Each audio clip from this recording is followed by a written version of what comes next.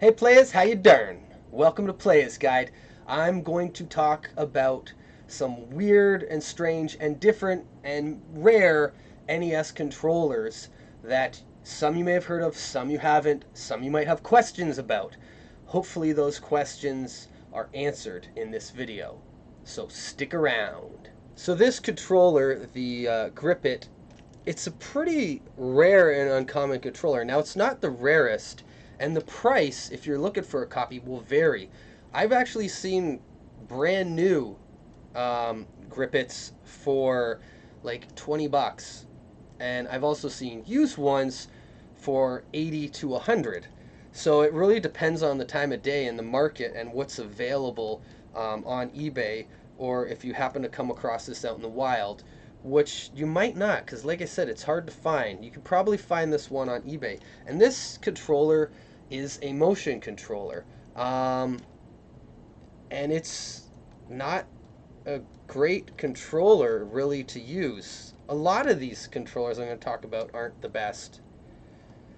So the Grippit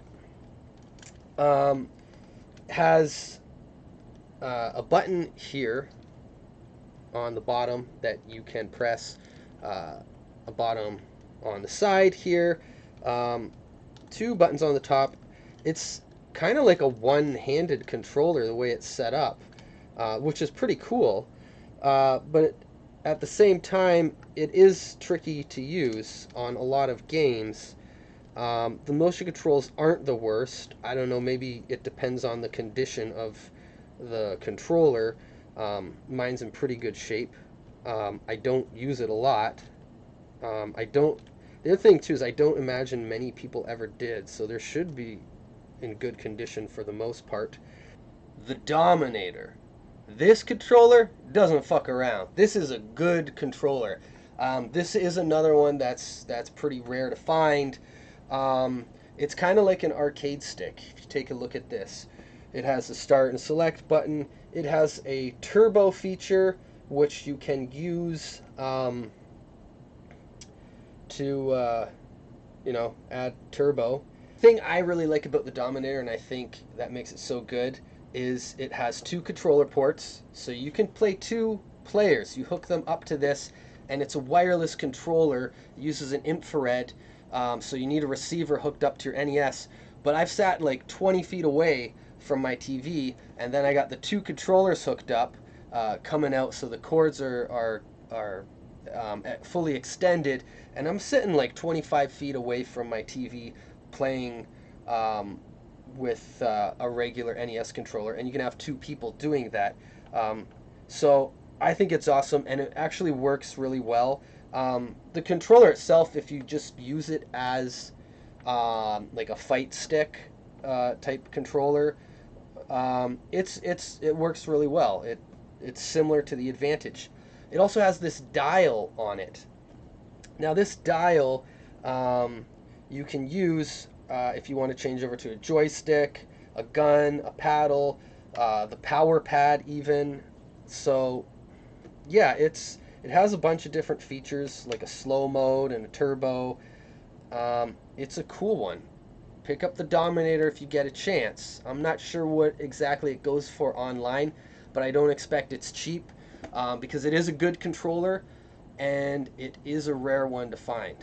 The Quickshot Joypad.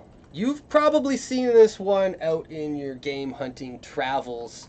I don't think this is too expensive. I mean, I wouldn't pay more than $20 for it, and even then, like, this isn't a great controller. This actually isn't a ball. It doesn't work like that. You kind of move it side to side. It doesn't really go top to bottom.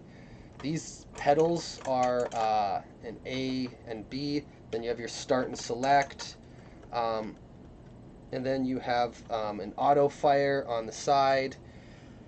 And then a left hand or right hand. I don't know. I don't really understand what that means. I guess if you want to hold it a different way from one way or the other, maybe it's easier. To be honest, this isn't really a good controller. So if you can't find it cheap, then pass it up.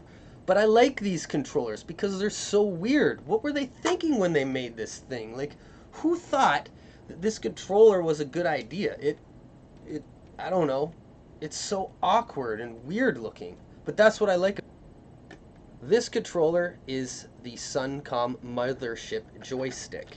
Now it looks kind of big and bulky here, which it is, and the reason for that is because you can actually slide this compartment. You can just slide it right on open here. Motherfucker! So the concept behind this controller is a strange one. You just pop this compartment here on the side and you slide your NES controller in. Why you wouldn't just buy one of the regular gray Quickshot controllers that look a lot like this, I don't know. They work better because, like, I don't know. You still have a cord, you still have the controller in there. Not sure what their idea was here, what the real concept was behind this controller, but it's strange and interesting. It's a fairly uncommon controller to come across, but it's not very expensive. So if you're looking to buy one online, you might pay more in shipping than you actually do buying the actual controller.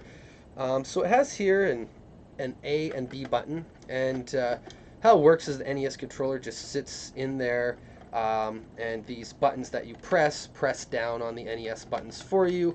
It doesn't work too bad. It works better than expected.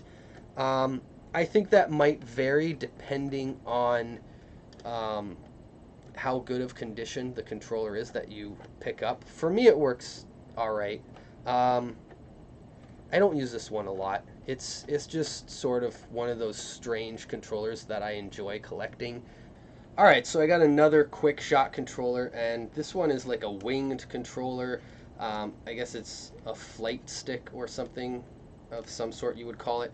Quickshot made a lot of weird stuff, and there's just a lot of strange unlicensed controllers on the NES in general, and I actually really like that.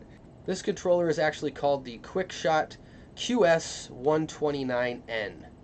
If you can remember that, then maybe you can go search it. If not, I'll try to put some links to some of these below for eBay if you're interested in buying any of these, because if you're watching this, you probably like weird and strange game controllers like I do.